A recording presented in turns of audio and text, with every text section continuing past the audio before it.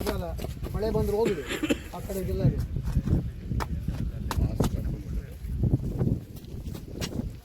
ಎಷ್ಟು ದುಡ್ಡು ಖರ್ಚು ಮಾಡಿರ್ತಾರೆ ಹೇಳಿ ಇದು? ಅಲ್ಲಿಂದನೂ ಕಾಲುವೆ ಮಾಡ್ತಿದ್ದೀವಲ್ಲ, ಎಷ್ಟು ದುಡ್ಡು ಖರ್ಚಾಗಿದೆ ಕೇಳ್ತೀನಿ ನಾನು. ಇದಕ್ಕೆ ಎಷ್ಟು ಖರ್ಚು ಮಾಡಿದ್ದೀರಾ, ಏನು ಮೇಂಟೆನೆನ್ಸ್ ಮಾಡಿದ್ದೀರಾ ಇದು ಕೇಳ್ತೀನಿ. 2026 ಹಿಂಗೆ ಇಟ್ಕೊಂಡಿರೋದು. 2013ರಿಂದ 14ರಿಂದ 26 ಎಷ್ಟು ವರ್ಷ ಆಯಿತು? 13 ವರ್ಷ. 13 ವರ್ಷದಿಂದ ಹಿಂಗೇನಾ ಇದು? ದಿನ ಯಾರು ಬರೋದು ಇಲ್ಲಿ ನೋಡೋದು? ಇದಕ್ಕೆ ವಾಚ್ಮೆನ್ನು, ನಿಮ್ಮ ಇವರು ಇಂಜಿನಿಯರ್ ಯಾರು ಬರೋದು? ನಾನು ಬರ್ತೀನಿ ಸರ್. ನಮ್ಮನ್ನೊಬ್ಬರು ಏನು ಬರ್ತೀರಾ ನೀವು? ಯಾಕೆ ಬರ್ತೀರಾ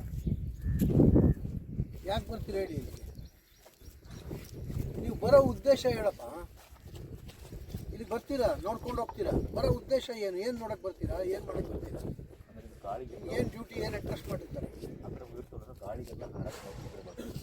ಇದು ಗಾಳಿಗಾಲಕ್ಕೆ ಬಂದಿರೋದೇನ್ರಿ? ಇದು ಯಾವನಾರು ಸುಮ್ಮನೆ ಏನೋ ಬುರುಡೆ ಬಿಡಬಾರ್ದು. ದಿನ ಬಂದು ಬರ್ತೀನಿ, ನೋಡ್ತೀನಿ, ಹೋಗ್ತೀನಿ, ಅಷ್ಟೇ ಆಗಿದೆ ನಿಮ್ಮದು. ಬಂದರೂ ಕೆಲಸ ಮಾಡಲ್ಲ, ಏನು ನೋಡಲ್ಲ, ಸುಮ್ಮನೆ ಒಂದು ವಾಕಿಂಗ್ ಮಾಡ್ಕೊಂಡು ಹೋಗ್ಬಿಡಕ್ಕೆ ಬರೋದು ಇಲ್ಲಿಗೆ. ಯಾವುದೂ ಸರಿಯಾಗಿಲ್ಲ ನಿಮ್ಮದ್ರಲ್ಲಿ. ಡ್ರೈ ವೇಸ್ಟ್ ಸರಿಯಾಗಿ ಇದಾಗ್ತಿಲ್ಲ, ವೆಟ್ ವೇಸ್ಟ್ ಮಾಡ್ತೀನಿ ಕಡೆಗೆ ಮಾಡ್ಕೋಬೇಕು. ಅದಕ್ಕೆ ಕರೆಕ್ಟಾಗಿ ಟ್ಯಾಂಕಿಗೆ ಕೆನಾಲ್ ಮಾಡಿ ಇದ್ರ ಮೂಲಕ ಟ್ಯಾಂಕಿಗೆ ಹೋಗೋಣ. ಎಲ್ಲಿದೆ ಟ್ಯಾಂಕ್?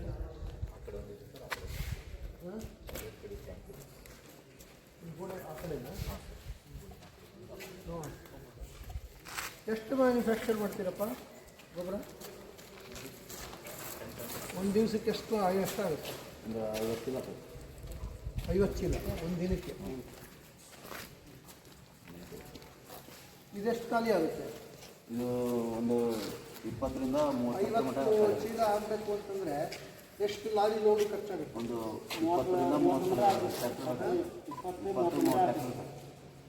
ಟ್ರ್ಯಾಕ್ಟರ್ಗಳು ಸಂಬಂಧ ಆಗ್ತಿದೆ ಸರ್. ಅದರಿಂದ ಸಾಣಿಸಿ ಹತ್ತ ಬಂದಾಗ ಚೀಲ ತುಂಬಿದಂಗೆ ಆಗುತ್ತೆ. 50 ಚೀಲದಿಂದ ಒಂದು ವೇಸ್ಟ್ ತರ್ತಾರಲ್ಲ, ಅದು ಎಷ್ಟು ಖರ್ಚಾಗುತ್ತೆ? ಲಾರಿ ಕೇಸ್ ರಿಜಿಸ್ಟರ್ ಮಾಡ್ಕೊಂಡಿದ್ದೀನಿ, ಇನ್ನು ಆಗ್ತಾನೇ ಇದೆ ಕಂಪ್ಲೈನ್ಸ್. ಎಷ್ಟು ಬೇಗ ಆಗಲ್ವಲ್ಲ ಕಂಪ್ಲೈನ್ಸ್? ಆ ಕಂಪ್ಲೈನ್ಸ್ ಆಗೋವ್ರಿಗೂ ಬಿಡೋದ.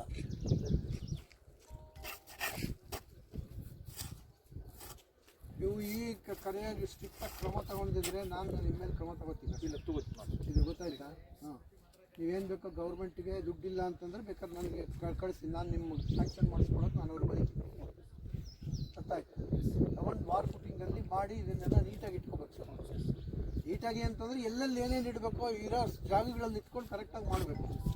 ಯಾರೋ ಒಂದು ಸೈಂಟಿಫಿಕ್ ಒಂದು ಸ್ಟಡಿ ಮಾಡಿಸಿ, ಒಬ್ರನ್ನ ಕಳಿಸಿ ಸರ್. ಎನ್ವೈರನ್ಮೆಂಟಲ್ ಇವರು, ಪೊಲ್ಯೂಷನ್ ಕಂಟ್ರೋಲ್ ಬೋರ್ಡು ಒಂದು ಜಾಯಿಂಟಾಗಿ ಒಂದು ಕಮಿಟಿ ಕಾನ್ಸ್ಟಿಟ್ಯೂಟ್